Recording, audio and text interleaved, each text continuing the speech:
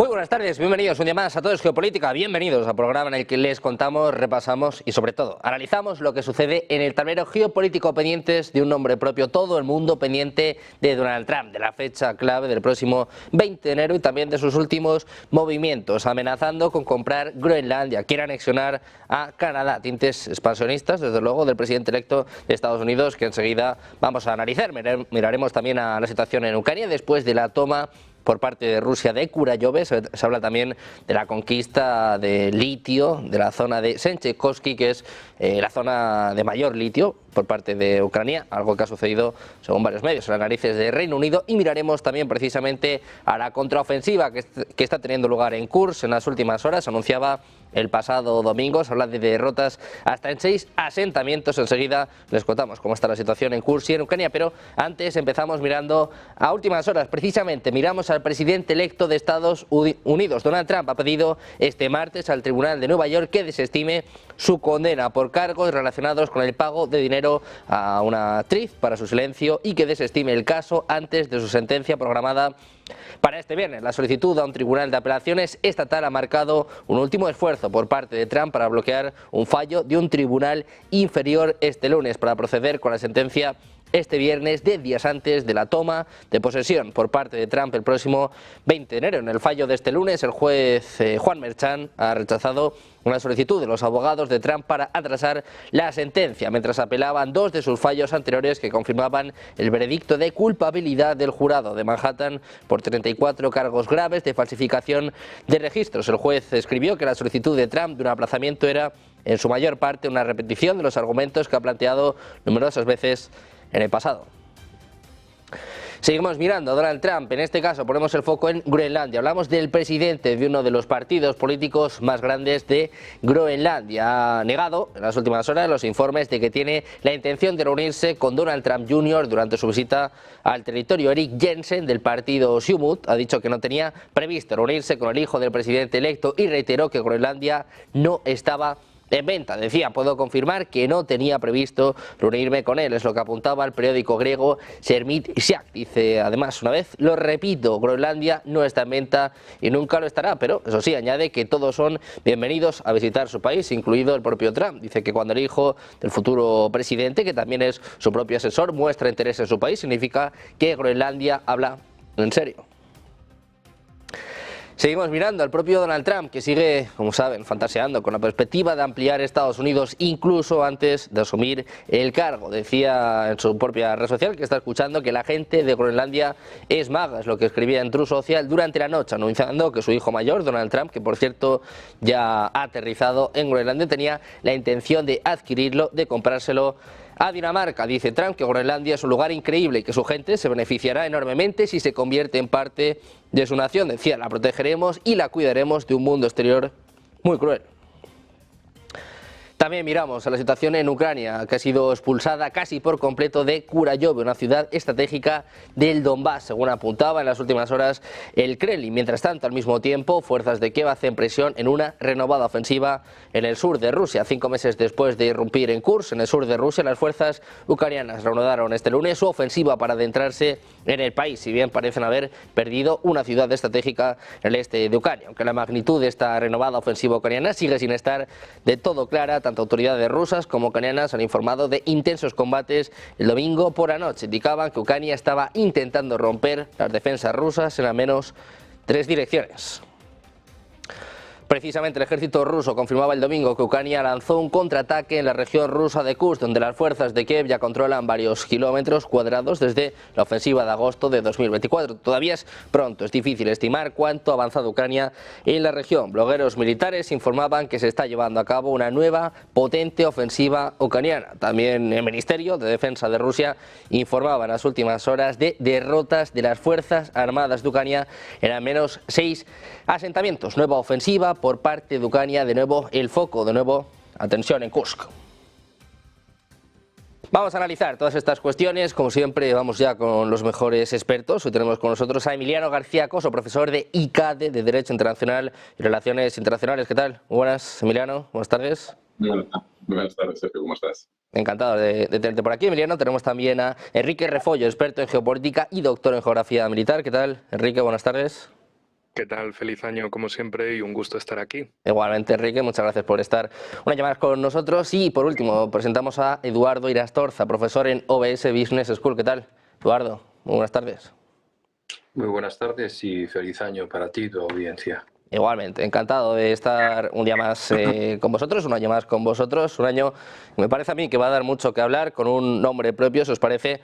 Empezamos hablando de Donald Trump. Ha mandado a su hijo a Groenlandia, aterrizaba hace apenas unos minutos, decía que la cosa se está poniendo caliente en Groenlandia. Hemos visto ya respuesta por parte de Dinamarca, también lo que ha sucedido en las últimas horas con la caída, con la división de Trudeau, el propio Trump también hablando de anexar, de anexionar a Canadá. Te quiero preguntar por esto, Eduardo, ¿es un show o va en serio? ¿De verdad Donald Trump es expansionista? ¿Quiere, pues, no sé, anexionar a Canadá, a Groenlandia? ¿Crees que va en serio?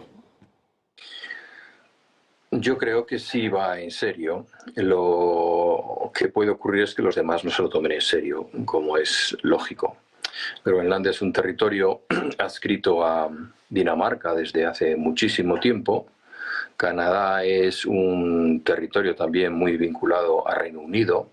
No es de extrañar las declaraciones que hemos escuchado hoy en el entorno de Trump, calificando, en concreto Elon Musk, diciendo que Inglaterra vive prácticamente bajo una dictadura, generando un clima de desentendimiento que facilitará ese tipo de aproximación a Canadá, ¿no? Como Estado soberano, etcétera. Bien, los vínculos entre Canadá y Estados Unidos económicamente pues son enormes, es decir, mucho más de lo que pueda tener con Reino Unido, independientemente de que no tengan una reina, o al menos por ahora. Estados Unidos, Mark Twain decía que el sueño no cumplido de Estados Unidos es tener un rey. Bueno, una prueba de ello quizás sea que mande a su hijo, al príncipe heredero, ¿no? a Groenlandia a sondear, lo cual no deja de ser un anacronismo tremendo. Yo, la verdad es que si hay algo que me sorprende de la evolución histórica de los últimos siglos, es que a pesar del desarrollo tecnológico, pues seguimos confiando en que alguien de nuestra sangre o alguien que comparte con nosotros el lecho, de manera por ósmosis, adquiere el conocimiento de aquella persona que hemos contratado a través de nuestro voto para dirigir nuestras vidas, ¿no? Dirigir el Estado, no nuestras vidas. Eso esperemos que por mucho tiempo no ocurra. Sí hay una voluntad de ese gran Estados Unidos, igual que Israel está soñando en su gran Israel. Otra cosa es que sea factible o no. El hecho de que le pillaran con el pie cambiado en una ocasión a Rusia y consiguieran comparar Alaska, pues no significa que les vaya a salir bien siempre. De todas maneras, el norte global, bajo el control de Estados Unidos, se incrementaría poderosamente si tuviese lo que es una enorme base, una enorme gigantesco portaaviones, no ya Reino Unido, como ocurrió, por otro lado, durante la Segunda Guerra Mundial, en donde prácticamente era quien llevaba la administración de ese territorio, y un Canadá que tiene inmensas capacidades en materias primas y bastante despoblado, y a punto de quitarse un peso de encima con Justin Trudeau y esto sí es una opinión, no es un hecho, sus constantes boutades, sus salidas de lugar que le han llevado a que incluso su propio partido le plantee la necesidad de echarse a un lado, y así ha sido, dimitiendo, porque la paliza que va a recibir del área conservadora del electorado pues puede ser una paliza sin precedentes, ¿no? Ya digo, en España solimos decir que cuando el río suena, agua lleva, ¿no? Y el hecho de que este jovencito coja un avión y se vaya a Groenlandia, pues hombre, no es para hacer turismo y mucho menos en estas fechas, ¿no? Con lo cual, pues sí, yo creo que hay una voluntad al menos de convertirlo en esa especie de cortina de humo, de referente que todo político necesita para cambiar la conversación cuando las cosas le van no muy bien. Bueno, pues de momento, como bien nos estaba explicando Eduardo, como bien veían hace apenas unos minutos en la señal de Negocios Televisión, su hijo, Donald Trump Jr., ya ha aterrizado en Groenlandia. Contábamos también al inicio de este espacio que uno de los líderes, uno de los partidos líderes en Groenlandia, dice que no están en venta. Enrique, siempre se dice que el dinero todo lo puede conseguir. ¿Crees que este puede ser el caso, que Donald Trump puede terminar anexionando a Groenlandia, a Canadá, también volver a retomar, en este caso, el canal de Panamá. ¿Hasta dónde van a llegar las ansias de Donald Trump? Porque vuelve con mucha fuerza, parece. Desde luego con mucha fuerza y bueno, Eduardo antes comentaba que Estados Unidos le compró Alaska a los rusos. La mayor parte del territorio estadounidense, si no fue anexado por la fuerza, fue comprado por tratados a otros países, España, por ejemplo, o Francia. Y en este sentido, pues precedentes tienen en la historia estadounidense, en esos poco más de 2 siglos, se pueden anexar territorios mediante tratados. La cuestión es, claro, el contexto. Tenemos un contexto donde nos han vendido los últimos años en particular que vienen los rusos, que los rusos nos amenazan, que socavan las democracias y la unidad de los países para que llegue Estados Unidos y diga, me quedo con Groenlandia. Y espera, que la cesta de la compra tiene más. Canadá, el país entero, para mí. Y lo del canal de Panamá, no, esto está muy lleno de chinos, no me gusta, me lo llevo. Que nosotros lo pagamos y perdimos ahí, según Trump, todo, que ellos lo pagaron y que perdieron a 30.000 trabajadores en la construcción. Que con eso es suyo. La cuestión, más allá de la verborrea de Trump, que le gusta mucho soltar las cosas así a lo bestia, la cuestión es el norte, los recursos del norte, de Groenlandia. Recursos naturales. La población de Groenlandia es menor que la provincia de Soria en España, para que nos hagamos una idea. Y la provincia de Soria tiene 90.000 personas, la provincia entera.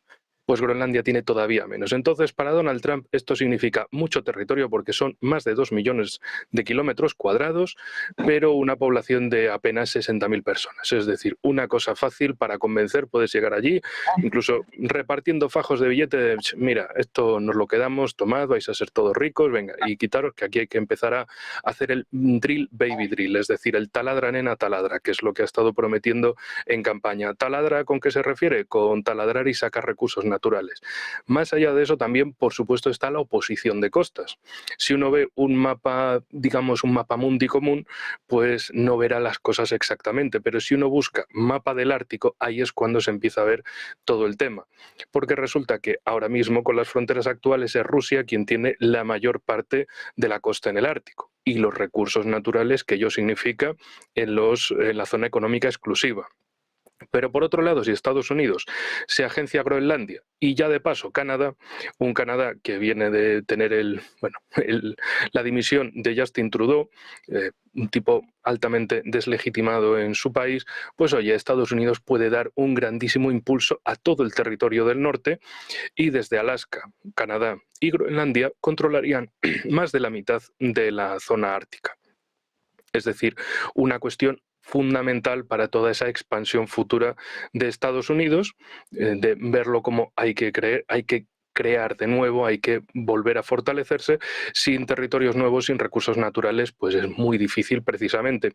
Lo que no puede competir Estados Unidos es por los recursos de África, porque todo lo que han hecho hasta ahora es una torpeza gigantesca y es lo que también ha hecho que China tenga una penetración mucho mayor en China. Por cierto, la Cancillería china estaba presumiendo de que una vez más, por 35 años consecutivos, el primer viaje del ministro de Exteriores chino es a países africanos, a 4 países africanos, nada más y nada menos. Entonces, Trump ve este movimiento como, mira, aquí lo importante es crecer nosotros y lo que demostró tanto desde febrero del 22 es que lo único que les importa de Europa es que les compremos armas y energía y Trump hace lo mismo, pero sin frenos, sin tapujos, sin reparos.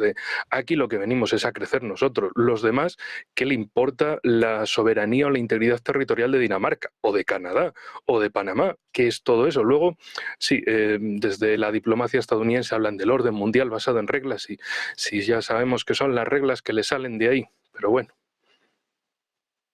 Bueno, pues pendientes del nuevo orden mundial, de momento el que viene a cambiar absolutamente todo es el propio Donald Trump. Emiliano, quiero saber cómo valoras estos primeros movimientos, quedan ya menos de 2 semanas para que ocupe el cargo y de momento, como decimos, ya tiene muchos frentes abiertos, Groenlandia, el canal de Panamá, México, Canadá. ¿Hasta dónde crees que van a llegar los planes del presidente electo? Pues hasta donde su imaginación quiera llegar, porque es realmente preocupante que un país que se había venido caracterizando por ser una democracia, pues con esta nueva investidura entramos ya en una especie de monarquía absoluta trumpiana, donde va a tener una inmunidad absoluta, de ahí que lo que comentabas del caso, que están atacando al juez de origen colombiano, en un intento de deslegitimarle y librarse de ser el primer presidente de Estados Unidos condenado formalmente, aunque no vaya a ir a la cárcel, que es a lo que supuestamente se ha llegado. Y me parece inaceptable para el orden mundial, para la soberanía, para el respeto de otros estados y para el respeto de otras democracias y de otros estados de derecho, que llegue un presidente de un país y que quiera hacerse con el territorio de otro país, en este caso Dinamarca, que Groenlandia tiene un régimen de autonomía respecto a Dinamarca. Dinamarca es parte de la Unión Europea y espero y deseo que la Unión Europea en su conjunto reaccione de forma tajante sobre este tipo de reclamaciones territoriales, porque Groenlandia se mantuvo fuera de la Unión Europea porque así lo estimaron las autoridades danesas junto a los habitantes de Groenlandia, que tenían un régimen especial, pero sigue siendo un territorio asociado a la Unión Europea. Y ya nos cuento que considerará a Canadá el estado número 51. Entonces, creo que o el mundo da una respuesta a este tipo de expresiones expansionistas, imperialistas, ya no sé cómo denominarlo, o realmente vamos hacia una crisis tremenda de legitimidad democrática, de Estado de Derecho y a un incremento, porque como mencionaba Enrique, una de las claves que se está produciendo es que como consecuencia del cambio climático, la vía ártica es ya, o sea, Panamá dejaría de tener un interés, por mucho que lo reclame Trump, e incluso el propio canal de Suez, porque ahora la gran vía marítima sería el Ártico y es ahí donde están jugando a las bazas las diferentes potencias. Entonces me imagino que dentro de esa visión puramente pensando en sus negocios, pues que querrá intentar hacerse con Groenlandia y con Canadá precisamente para controlar la ruta del Ártico como una de las rutas que va a ser más importante en este siglo y en el siguiente como consecuencia del cambio climático, donde ya se podrá navegar casi todo el año y si no con rompehielos, y que acorta bastante las distancias desde el punto de vista del tráfico marítimo internacional. Pero bueno, en todo caso, desde el punto de vista de otros estados y del respeto democrático hacia otra soberanía y hacia otros territorios, es inaceptable que este señor, antes de incluso de llegar a la presidencia, haga este tipo de pretensiones ignorando la autonomía y la independencia territorial de otros estados. Entonces, pues espero que reaccionemos y sobre todo que desde la Unión Europea tomemos conciencia y tomemos acciones, no solamente conciencia, porque una cosa es tomar conciencia, pero acciones específicas para lograr esa autonomía estratégica, pero ya no solamente pensando en Rusia, sino pensando especialmente también en Estados Unidos, donde vamos a entrar en guerra comercial sí o sí. Bueno, pues con todo el mundo esperando a la llegada de Donald Trump, si os parece, vamos a seguir mirando a los conflictos que están abiertos en estos momentos. Vamos a mirar a Ucrania y, Eduardo, te quiero preguntar por los últimos acontecimientos con la toma de Kurayove por parte de Rusia. También se habla de Senchekovsky, se habla, bueno, pues de la zona de mayor petróleo de Ucrania, se habla de un golpe muy duro para Zelensky. Por cierto, contábamos antes que su popularidad ha caído hasta el 52%, un 25% en apenas un año, y sobre todo, bueno, pues Rusia, antes de que llegue Donald Trump, pues sigue apresurándose para seguir conquistando terreno. ¿Cómo cambia la situación la toma de Kurayove, Eduardo? ¿Es un punto estratégico? Es un punto estratégico. Ucrania es un país prácticamente plano, en donde los únicos accidentes que te puedes encontrar son las ciudades. De hecho, hay vistas, se pueden ver en Google Earth, en donde artificialmente Ucrania ha creado colinas para tener una posición elevada y colocar su artillería. Colinas, vamos, por aquí, por allá. Como antes se construían trincheras, pues ahora construyen colinas, ¿no? Bien, Kurayove es quizás de los platos más apetecidos, no solamente por la ciudad en sí, sino por el entorno en el que está. En estos momentos, la pelea por no lo olvidemos, la parte más rica en cuanto a materiales, que es el este de Ucrania, está abierta. Está abierta, ahí hay, por ejemplo, litio. Litio fuera de control de China solamente está Ucrania y Argentina por el momento, ¿no? El resto lo tiene absolutamente todo controlado China. Absolutamente todo. No solamente eso, hay muchísimos materiales minerales raros. De esto os hablará a continuación mis compañeros, ¿no?, que saben más que yo, pero hay muchísimos minerales raros, con lo cual ya son golpes más quirúrgicos, en cierta manera, pero al mismo tiempo también más masivos, en el sentido de que si miras la evolución del frente en las últimas semanas, se ha movido, se ha desplazado conforme a los intereses de Rusia en todo lo largo de un frente de más de 1000 kilómetros, con posibilidades de embolsamientos, con posibilidades de fracturar líneas de comunicación, tanto férreas como viarias, como de automóviles y camiones, etcétera. Eso no ocurría hace 2 semanas, ahora está ahí. ¿Cómo ha respondido a esto Ucrania? Pues planteando lo mismo que planteó Hitler en el 43, nos lo jugamos todo en Kursk. Aquella batalla fue realmente el punto de inflexión en el que Alemania dejó de saber que no iba ni siquiera a empatar la guerra, sino que la iba a perder. Bueno, en este caso no tienen otra opción que jugársela a los ucranianos en Kursk. ¿Por qué? Pues sencillamente porque su núcleo logístico está muy amenazado. Todo lo que llega en términos de armamento, en términos de ayudas, etcétera, de logística, incluso para alimentar a los soldados, pasa por una localidad muy próxima ya al frente. Y no se lo pueden permitir perder, porque si pierden eso, lo pierden ya todo. Y es su gran baza en una posible negociación con Rusia cara a un acuerdo de paz. Cuando llegue Trump, yo creo que va a querer despejar esa variable, lo hemos dicho muchas veces, porque hay frentes mucho más importantes, ¿no? Pero hay que tener en cuenta otra cosa, y es que cada día que pasa, la posición negociadora de Ucrania se resiente. Y su población lo sabe, sus oligarcas lo saben, las personas que conforman el régimen lo saben.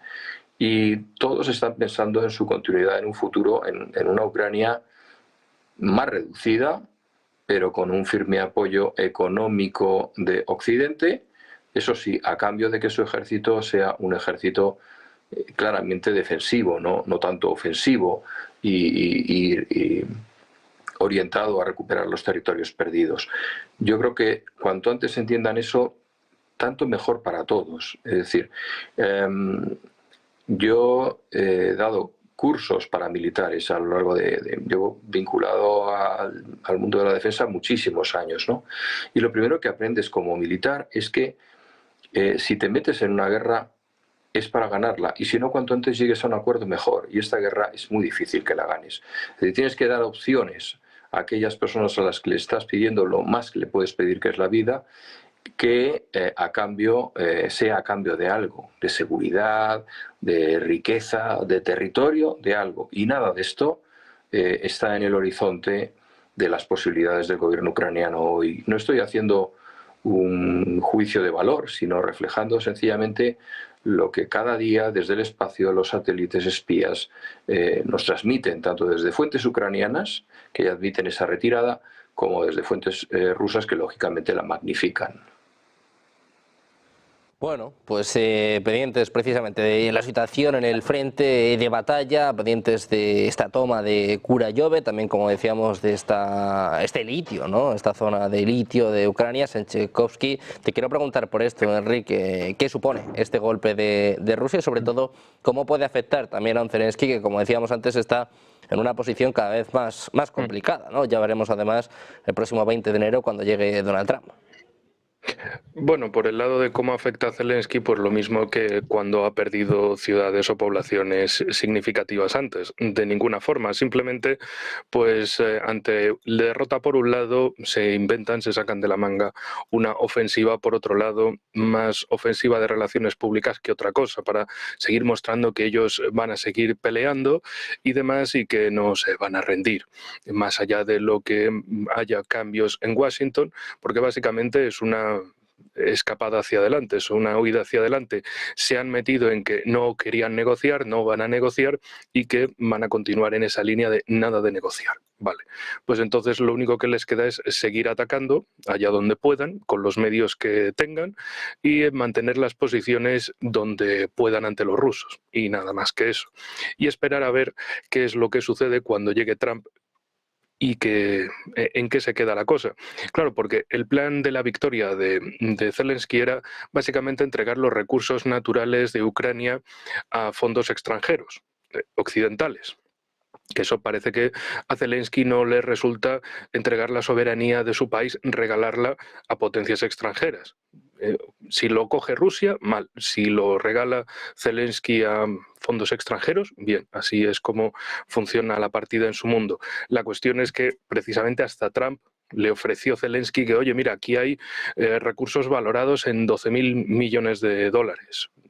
Cógelos, ven, quédatelos, apaña con estos recursos y demás, pero parece que Trump lo que ha mirado es, mira, hay cosas más fáciles, podemos quedarnos con Groenlandia, que son 2,1 millones de kilómetros cuadrados, 50.000, 60.000 personas, nos podemos quedar con todo eso, entrar en el ámbito de la ruta ártica y a lo mejor con Canadá abrir a través del Paso del Norte, a través de las islas que todavía hoy son de Canadá, desde el punto de vista de Trump, claro, pues a partir de ahí hacerse su paso del norte. Igual que Rusia tiene su vía ártica, pues ellos también hacerse su ruta marítima septentrional, y lo de Ucrania quedaría ahí como más de un lado. También es muy interesante desde medios estadounidenses lo que van contando de la perspectiva de Trump sobre la cuestión de Ucrania.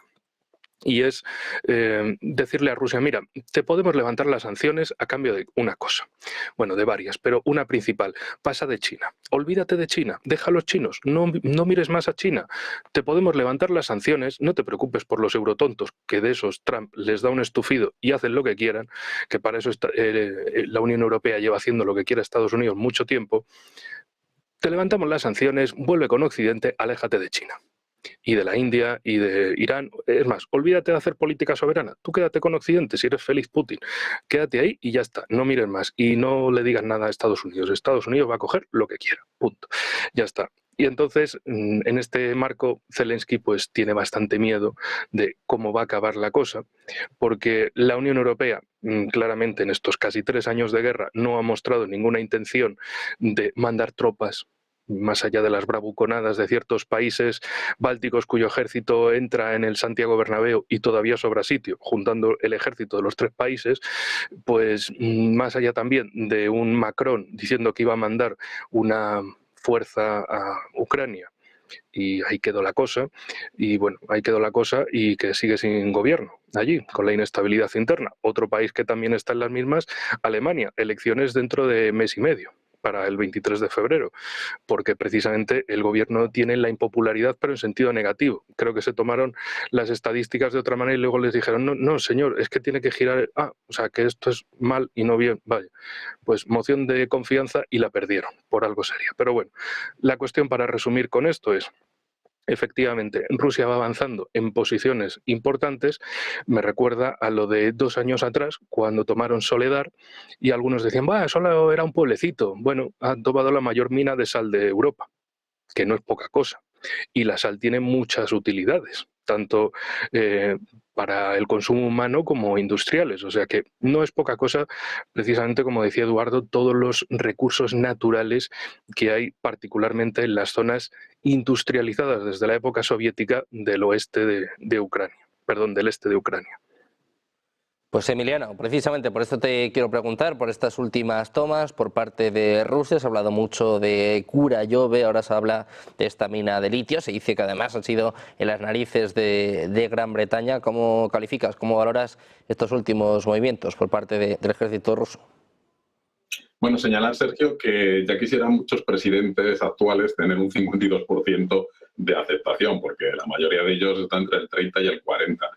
Entonces, bueno, es en ese sentido el apoyo popular, a pesar de que transcurrió el periodo constitucional de su mandato, etcétera, etcétera, pues a pesar de eso se quedó. Que otro presidente hubiera salido desde el minuto 1 de la operación especial, que ese fue el primer gran error de cálculo de Putin, que creía que estando a las puertas de Kiev el actor cómico iba a salir volando, y se quedó. Y a partir de ahí ya empezó a fallar toda la operación.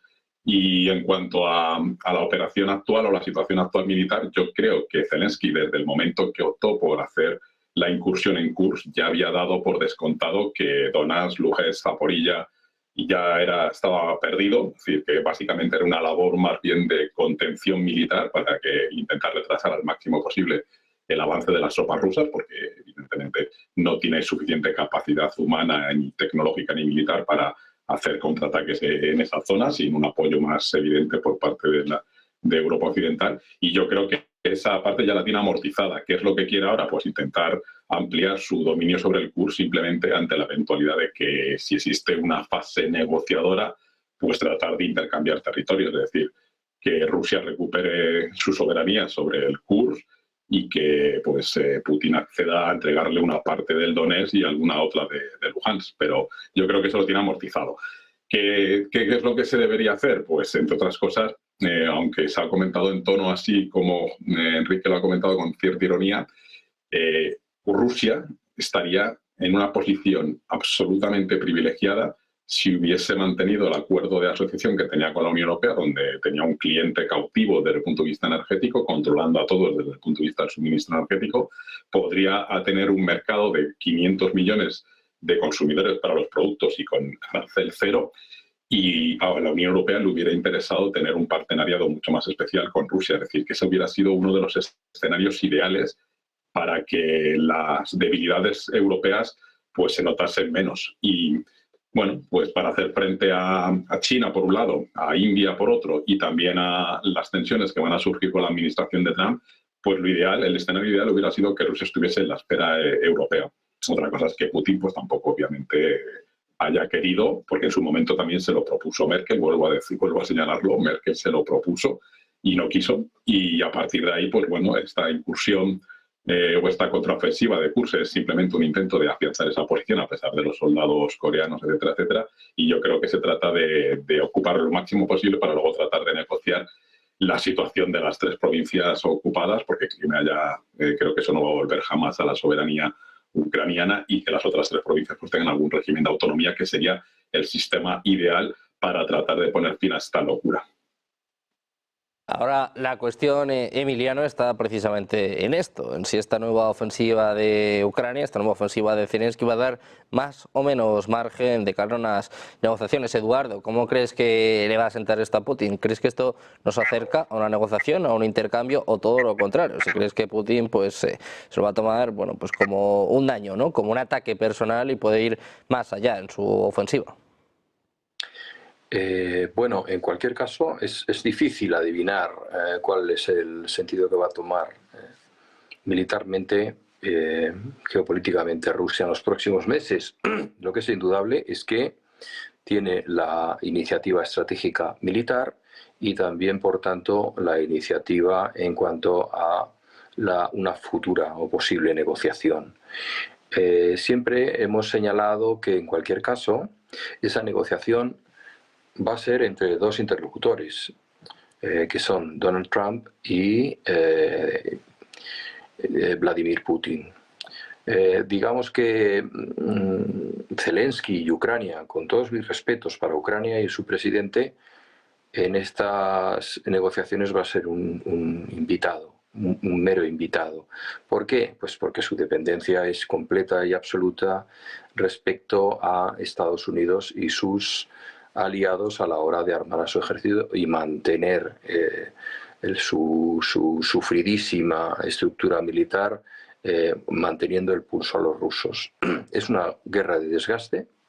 Algunas veces lo hemos señalado aquí en las tertulias, ¿no? Es una guerra de desgaste. Realmente está muy bien esto de conquistar espacios, ¿no? Sobre todo cuando esos espacios, como ha señalado muy bien Enrique, pues tienen intereses minerales muy importantes. Pero en realidad es una batalla de desgaste. Es el que aguanta, gana. Y eso lo tiene muy claro Putin. Quizás no tenga tanta prisa, teniendo en cuenta que este es el primer año de la nueva administración de Trump y quiere ver por dónde respira y por dónde pita, ¿no? Y por dónde va, ¿no? Ese nuevo escenario de confrontación económica por el momento, que es el Ártico, pues está ahí. Vamos a ver qué pasa, ¿no? Los recursos de Rusia, con ser muchos, también son limitados, también son limitados. Entonces, tampoco estaría muy interesado en abrir nuevos frentes, o no podría mantenerlos con la misma soltura. Recordemos que cuando cayó la Unión Soviética fue por una batalla de desgaste. En un momento determinado el frente se derrumba, igual que les pasó a los alemanes en el año 18, el 11 del 11 del 18, se derrumba. Y eso es algo que en Rusia pues va a mirar con cuidado. Entenderse con Trump Pues bueno, la verdad es que después de esto, de lo de Groenlandia que hemos hablado y de Canadá, yo me ratifico en la idea de que no tenemos un presidente en Estados Unidos, sino tenemos un director inmobiliario, ¿no? Es como si antes de tomar el poder dijese a sus accionistas, tranquilos, no vamos a hacer la urbanización de Florida, hemos conseguido la costa de California, maravilloso, ¿no? No sé hasta qué punto es tan seria y tan geopolíticamente sólida su estrategia, ¿no? Ahora manda a mi hijo ahí a sondear como si fuera una negociación de compra de terrenos, ¿no? Y lo que me preocupa es que Putin, que no es nada tonto, desde luego, se va a dar cuenta que esto de America First pues es un bonito claim, pero la realidad, y lo está demostrando, y lo ha señalado Enrique, lo ha señalado Emiliano, no es una America First, es una America Only. America Only. Yo mismo con mi mecanismo, como se decía antiguamente, ¿no? Y eso le va a hacer ser cauto. Es decir, yo creo que en este momento no tiene prisa en terminar esto y en hacer el máximo daño posible a la posición negociadora de Ucrania frente a Rusia. Pues esperando estas negociaciones, esperando a Donald Trump, lo que ha sorprendido a Enrique en las últimas horas es esta contraofensiva en Kursk. Se anunciaba el pasado domingo, ayer ya se hablaba de enfrentamientos directos, se habla además de derrotas de las Fuerzas Armadas de Ucrania en hasta 6 asentamientos, pero la pregunta es evidente, después del fracaso, ¿no? Después de que la primera ofensiva se lanzara en agosto, se haya cobrado, según el Ministerio de Defensa ruso, hasta 50.000 vidas. ¿Qué sentido tiene ya no solo seguir con esto, sino lanzar una contraofensiva? Enrique, ¿cuál es el propósito de Zelensky? Pues la misma que, por ejemplo, hicieron en el curso final del río Dnieper durante muchos meses, lanzando tropas a la margen sur del río, es decir, la zona donde estaban las tropas rusas. Por ejemplo, en Krinky, donde se enorgullecieron y se jactaron de hemos mantenido la cabeza de puente de Krinky y seguimos metiendo tropas, y al cabo de un tiempo hasta en la prensa estadounidense dijeron, pero estáis locos, habéis mandado a la muerte a vuestras tropas de élite de infantería de marina, ¿para qué? Para que los rusos ni siquiera hicieran ningún esfuerzo por retomarla, más allá de mantener un control de fuego. Y vale, vosotros meted todas las tropas que queráis, si simplemente les disparamos con artillería. Y también se quedaron mucho en guerra de drones y artillería, que fue fundamental en esa parte del río Dnieper, y lo que muestra ahora la situación es más guerra de desgaste, de a ver quién hace más cosas. También no hay que olvidar esos ataques en las últimas semanas, que durante el periodo navideño y de Año Nuevo, por ejemplo, ataques de drones ucranianos a la ciudad de Kazán, o los ataques contra Grozny, Mostok y Vladikavkaz, en el Cáucaso norte ruso, que precisamente por esos ataques ucranianos acabó derribado el avión azerí en Aktau, en Kazajstán. Casos que, por cierto, también tienen muchas preguntas que yo intento encontrar a ver dónde se diga el vector de aproximación de esos drones ucranianos, porque mi hipótesis es que se lanzan desde Azerbaiyán, sea con la complacencia de Aliyev o sin ella. Es decir, que lo sepa y diga me gusta, o que directamente se haga a sus espaldas, lo cual pues serían dos posibilidades malas. Una, por el valor de lo hace a propósito, y la otra por suceden cosas en Azerbaiyán que no controla el presidente, que no controla el gobierno. Pero desde mi punto de vista, por la aproximación geográfica y política del gobierno azerí, pues desde luego es muy probable que se estén lanzando desde allí, que se lleven a Azerbaiyán, sea de una forma oficial con complacencia del Estado o extraoficial, pero que se lancen desde allí, desde la retaguardia. Pero bueno, que más allá de esto, la guerra continuará, y de hecho en Rusia, en la parte rusa, lo que dicen es, bueno, para negociar primero tendrá que levantar el lado ucraniano la ley que impide negociar, por otro lado tendrá que haber unas elecciones, porque no van a firmar nada con Zelensky, porque en el puñeterismo burocrático de Rusia no van a firmar algo con un tipo que no es legalmente presidente, que su mandato ya expiró en mayo, y que por tanto, si mañana, por ejemplo, firmasen un acuerdo de paz, desde Rusia lo ven como, bueno, sí, hemos firmado con un tipo que no es presidente, y que a lo mejor se hacen unas elecciones al día siguiente y al tercer día dicen, pues el nuevo gobierno ucraniano no reconoce ese acuerdo porque lo firmó un presidente ilegítimo, y entonces volverían todas las cosas. ahí está la cuestión. Ese proceso de negociación, cómo va a empezar, si va a empezar con un alto el fuego, un armisticio, una línea de contacto, una zona desmilitarizada, cascos azules, de qué país, porque había propuestas de que si Reino Unido, Francia y Polonia enviasen fuerzas de paz a la zona, fuerzas de interposición, y que así se quedase la situación tal cual en el frente. Pero eso, por supuesto, para el lado occidental sería como, bueno, hemos parado a Putin aunque sea casi en el Dnieper. Y por el lado ruso es que esto es pan para hoy y guerra para mañana. O sea, va a seguir el conflicto, van a seguir las tensiones, no se han alcanzado los objetivos propuestos por Putin, entonces no tiene sentido parar. La cuestión es aquí la realidad sobre el terreno, la realidad geopolítica y, como digo, la cuestión de cuando llegue Donald Trump al poder, vamos, cuando reinaugure su mandato, cuando vuelva a hacer esa toma de posesión, que ya quedan poquitos días, 13 días, a lo mejor a Trump se le calienta la boca o no, o aparece con un plan y dice, bueno, vamos a tratar con Rusia a partir de aquí, porque Trump es así de impulsivo. De repente un día sale con, pues Canadá, pues Groenlandia, pues Panamá, pues vamos a seguir cogiendo lo que queramos y vamos a preocuparnos de nosotros mismos, ante todo. Y la cuestión es, no ha hablado sobre Rusia más allá de, esto lo arreglo yo en un día, llamo a Putin y arreglamos la guerra. Ya, pero de momento realidad sobre el terreno no hay más allá de aquello. Entonces veremos a ver qué es lo que se le ocurre una vez llegue ahí y cuál va a ser el proceso negociador, que desde mi punto de vista, Trump, si su objetivo principal es China, como lo fue en su primer mandato, lo que buscaría es un acuerdo de paz de, bueno, Rusia, tienes que ceder en algo, pero te levantamos las sanciones. Tú vuelve a comerciar con Occidente, no te preocupes, y olvídate de China. Y a partir de ahí decir, le hemos dado un golpe a China. Y esto ya sería Rusia fuera de la triple ecuación y la otra parte es Irán. ¿Qué es lo que va a pasar ahí? Porque lo que ve es que tiene 3 enemigos continentales en el ámbito asiático-euroasiático. Rusia, Irán y China. Irán es el eslabón más débil y es a por el que va en ese apoyo férreo al Estado de Israel. Hay que ir contra Irán. Si consigue la caída de Irán y consigue el giro geopolítico de Rusia hacia Occidente, China estaría sola en esa ecuación. Entonces, vamos a ver qué es lo que pasa a partir del 20 o sorpresas anteriores.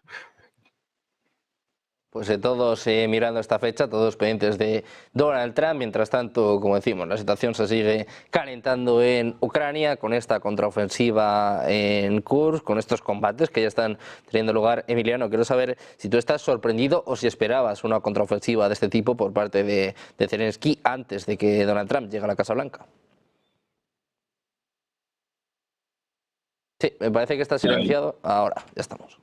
Creo que sorprendido no, porque intuía que todos los últimos movimientos, tanto de la administración Biden entregándole los últimos paquetes de ayuda económica al gobierno de Zelensky, como el propio Zelensky tenía que hacer algo para tratar de mantener, digamos, en la actualidad o el problema de Ucrania en el contexto internacional. Entonces, pues era el curso, era intentar que no siguieran avanzando en el Donetsk, es decir, algo tenía que hacer, sobre todo también teniendo en cuenta que, lo ha dicho Enrique, pero Enrique solamente ha mencionado la parte rusa, pero hay que recordar que durante todas las Navidades aviones rusos y misiles rusos han estado impactando en las pocas infraestructuras energéticas que quedan en Ucrania, es decir, que no le ha temblado la mano, aunque para los rusos la Navidad no existe porque es la Navidad ortodoxa, pero han seguido bombardeando. Entonces, bueno, pues simplemente se trata de mantener esa posición en un intento de si se llega a esa negociación. Enrique también mencionaba que Putin no querrá negociar, pero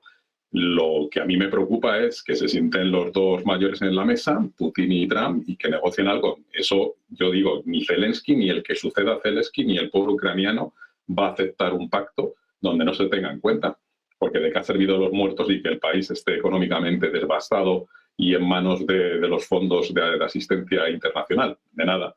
Entonces yo creo que o se tiene en cuenta la posición ucraniana y se llega a una posición más o menos aceptando cesión del territorio, que ya lo ha dejado entrever Zelensky, que quizás estaría dispuesto a aceptarlo, y el pueblo ucraniano quizás también, o si no, esa guerra no se acaba. Por mucho papel, lo firme quien lo firme, da exactamente igual, porque el pueblo ucraniano dirá que las condiciones que les han impuesto, porque no sería una negociación, sería una imposición, pues no está por aceptar. Entonces, pues sería una especie de resistencia, guerrillas, permanentes conflictos, como ya existía previamente a que surgiera el conflicto, con una parte rusa alimentada por, o sea, ante tropas rusas en el Donetsk, Luhansk, alimentada por el gobierno de Putin, y por otro lado ciertas políticas también adoptadas por Zelensky en contra de la población rusa residente en Ucrania, pero sería mantener latente ahí un conflicto que lo único que sería es permanentes tensiones y que no serviría nada, sería papel mojado.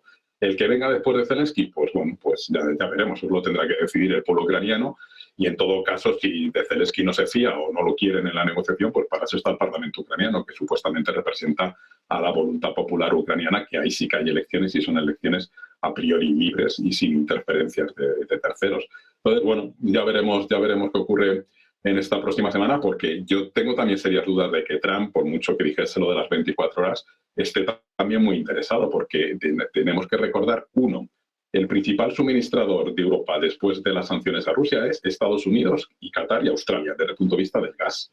Entonces, a Estados Unidos le seguirá teniendo un mercado abierto a la exportación de gas licuado natural desde los puertos de Estados Unidos. Dos, la industria armamentística norteamericana es la que se está llevando las ayudas aprobadas por el Congreso por el Congreso de Estados Unidos. Entonces, tampoco a Trump, ya que solamente le interesa el business, tendrá que tener en cuenta esos elementos económicos para decir, bueno, hay negociación, levantamos las sanciones a Rusia, y a partir de ahora vuelve a retomar, digamos, los canales tradicionales de suministro de energía casi en monopolio a toda Europa del Este y con vías de expansión hacia Centro Europa.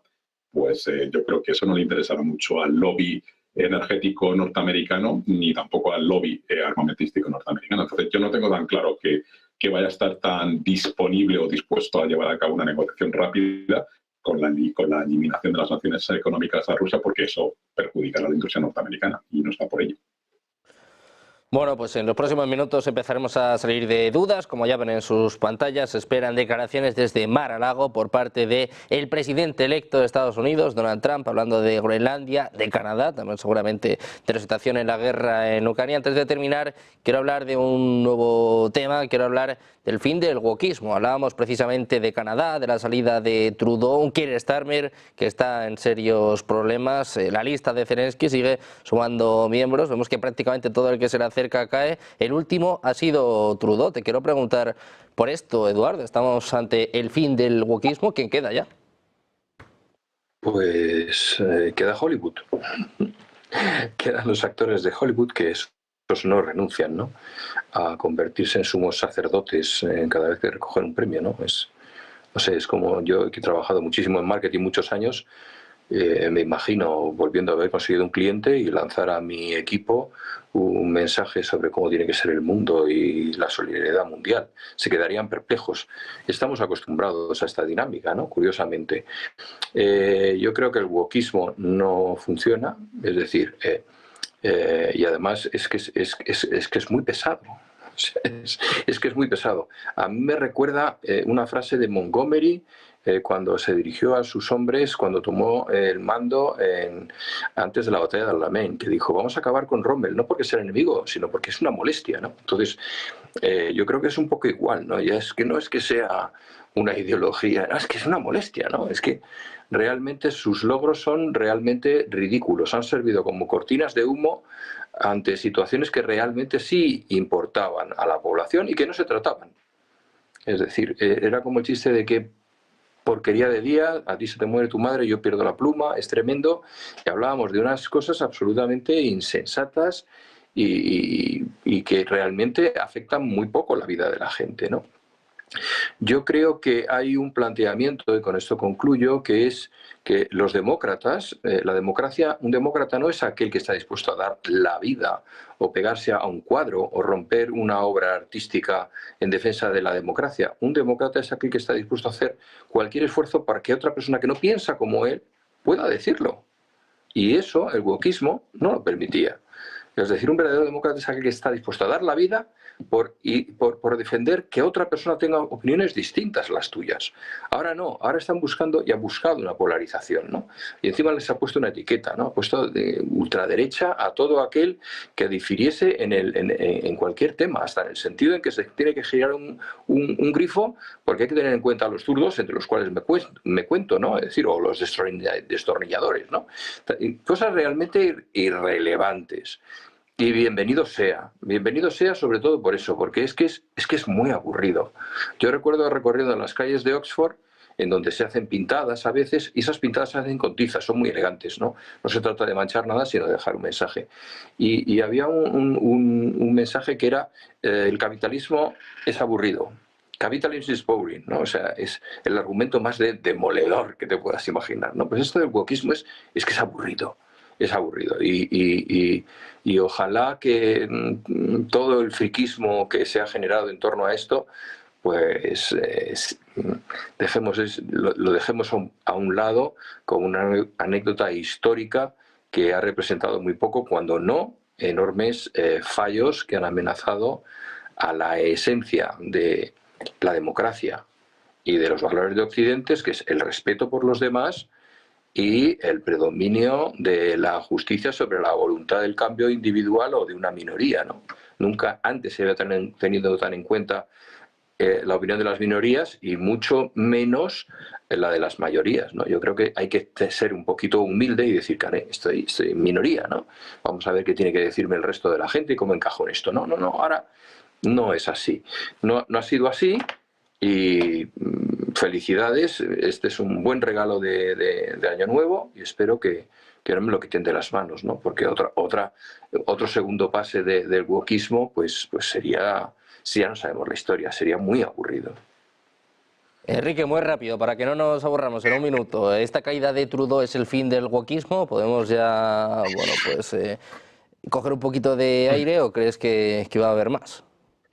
No, quedan todavía muchas estructuras subvencionadas que se han creado durante todo este siglo en particular y que viven de ese mensaje y que evidentemente de lo que comen, pues acaban, aunque se suele decir que aunque el camino termine, el tonto sigue, pues esto es básicamente lo mismo. El camino terminó hace tiempo, el tonto sigue y esto, bueno, lo que muestra es una y otra vez que más tontos de la política se van cayendo de esta agenda y que la realidad, pues como apisonadora, hace su trabajo, porque cuando pasan cosas, tanto desastres naturales, desastres humanos, etcétera, pues lo importante es la política dura de siempre y dejarse de zarandajas, de milongas, de chorradas, de que si lenguajes, de que si politiqueos, y al final, pues lo que le importa a la gente y lo que le importa, por ejemplo, que acabo de ver, Indonesia se ha unido como miembro de pleno derecho de los BRICS, de pleno derecho, no simplemente como un país socio que ya lo era, de pleno derecho.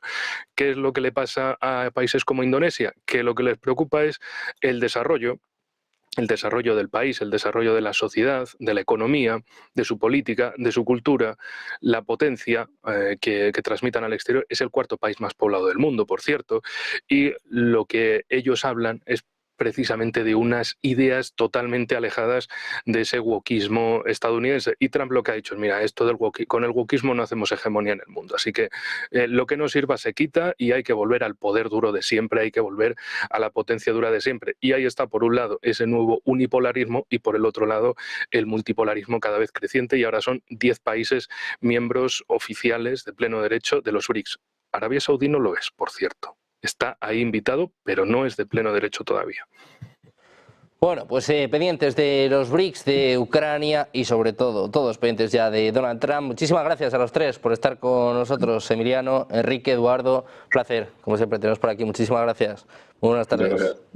Hasta la próxima. Un placer. Nosotros que seguimos mirando la geopolítica, pendientes ya de la imagen que ven en sus pantallas, todo el mundo mirando a Mar-a-Lago, un Donald Trump que, ojo, ya están anunciando que va a hablar de una inversión de 20.000 millones de dólares para construir nuevos centros de datos. El foco está puesto en Groenlandia, en Canadá, en el canal de Panamá. Muchos mensajes que ha ido lanzando Donald Trump a través de su red social y de los que va a dar cuenta. En los próximos minutos hacemos una pausa, unos segundos, y enseguida seguimos con Rolling Stocks en Negocios Televisión.